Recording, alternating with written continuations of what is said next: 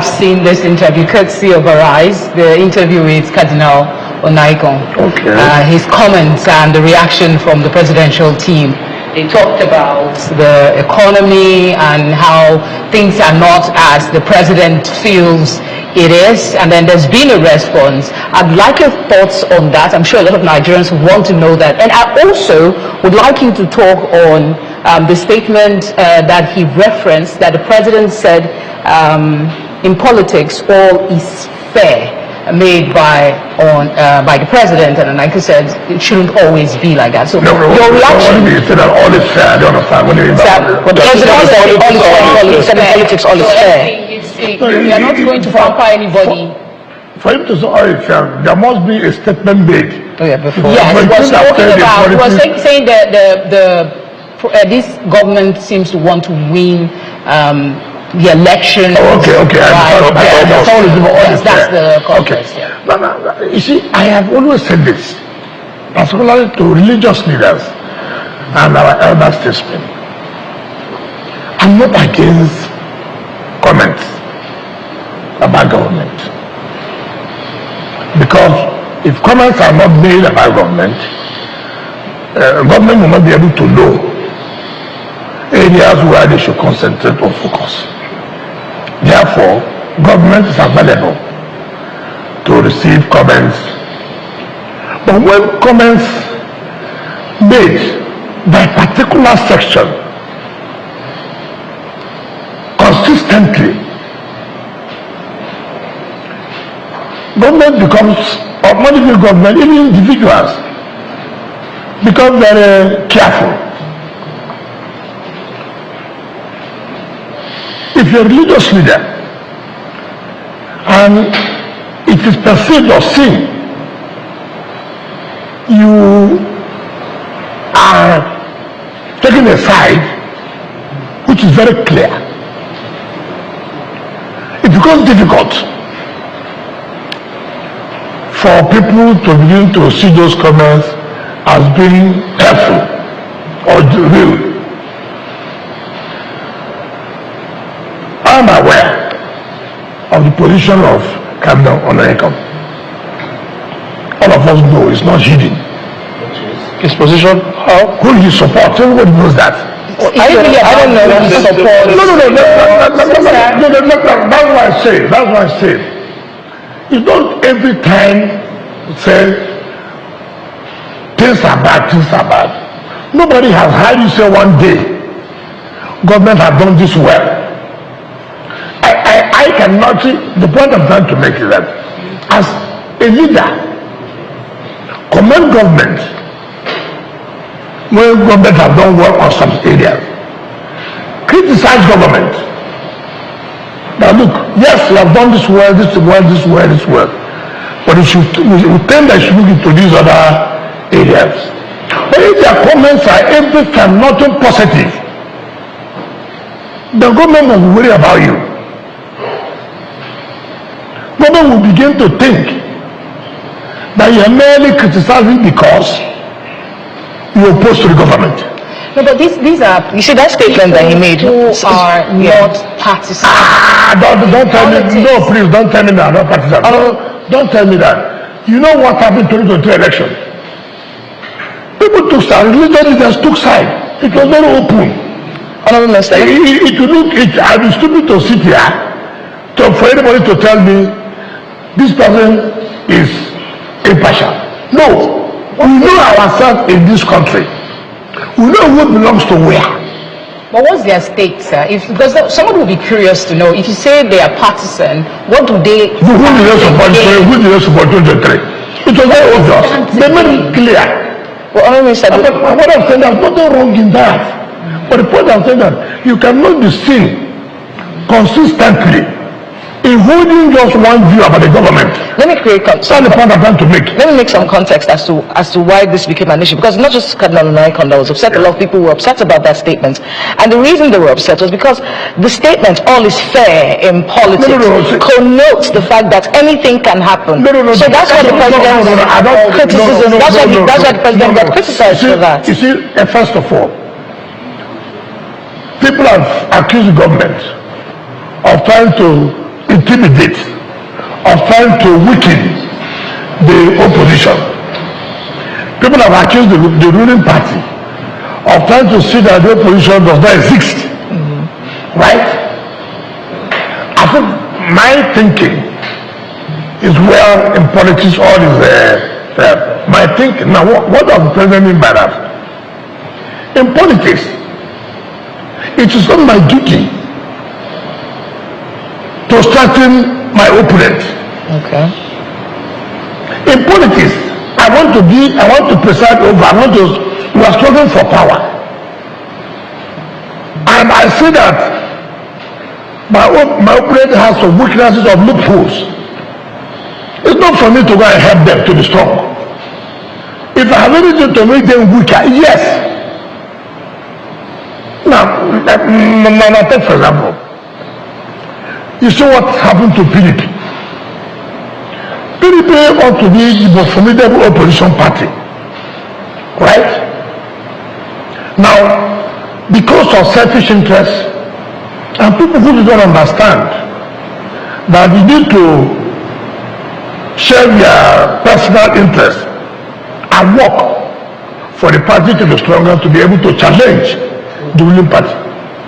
Now, the party had crisis, and that crisis had weakened the party. Going to court today, tomorrow, and the rest. Now, some people have gone to ADC, and in going to ADC, they refuse to put, a governor that look. What are the things that will think that will make our party to have crisis, so I will be able to stop it now? But when the ruling party finds out that you have that kind of loopholes, what will be their prayer? Their prayer will be, may you not resolve the crisis. May you not resolve the crisis. Take for example, in 2017, PDP had a problem. We saw that the ruling party APC then had wanted to destroy PDP by imposing a party chairman on us. We saw it clearly. People like us came out to say, no, we will not accept this. We are going to fight it. Now, why am I telling you this? We went to the Federal High Court and we won. The then DGSSS locked the office. We said, look, we have won. I'm not so used to. He said, no, that there's an appeal. This is a security agency. That there's an appeal. We said, what does that concern you? Does an appeal mean that we will enter off? He said, no, that there's an appeal.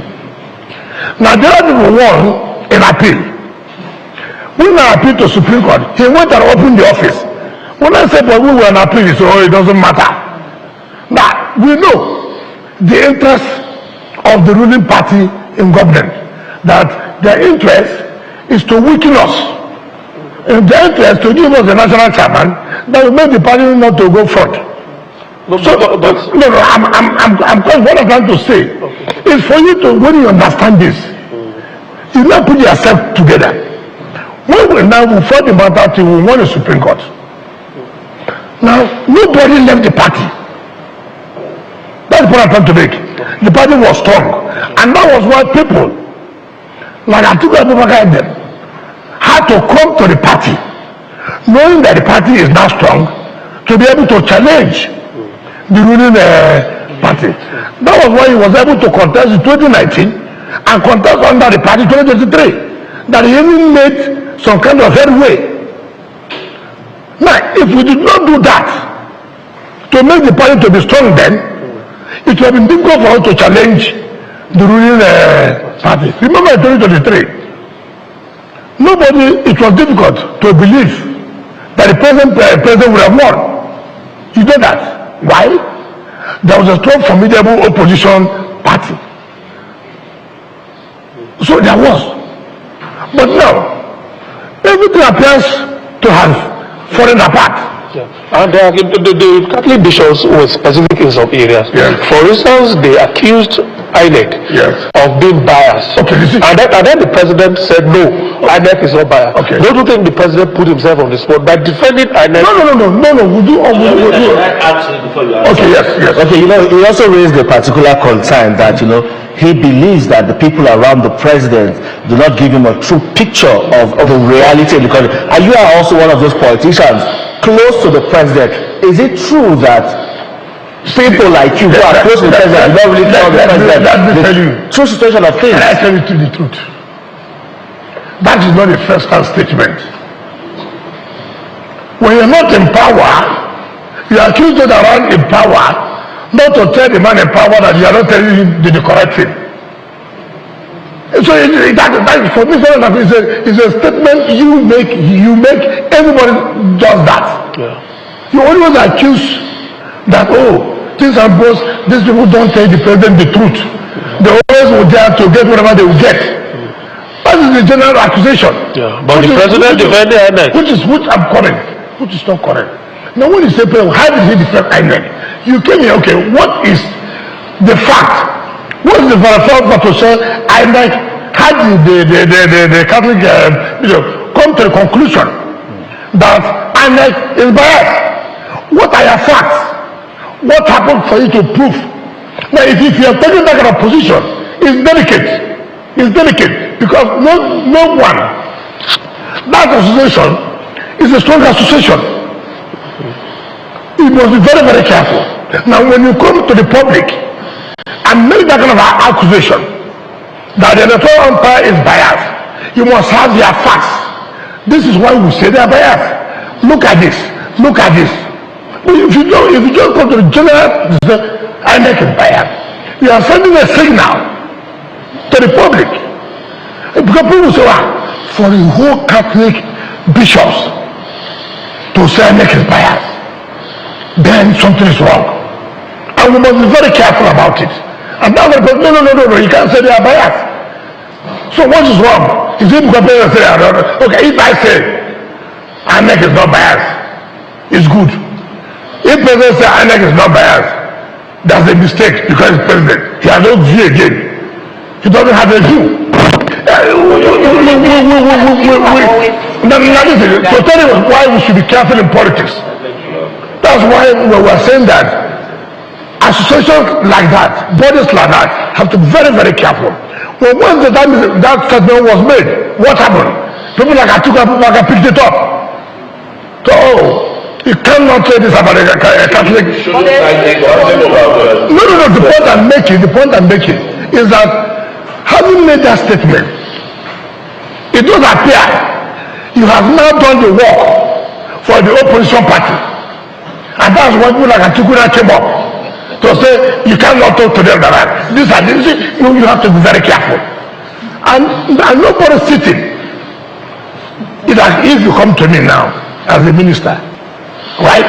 And you make that kind of general assertion, for Christ's sake, I have to say yes or no. Because you don't come to tell me Joseph is biased. What are the facts?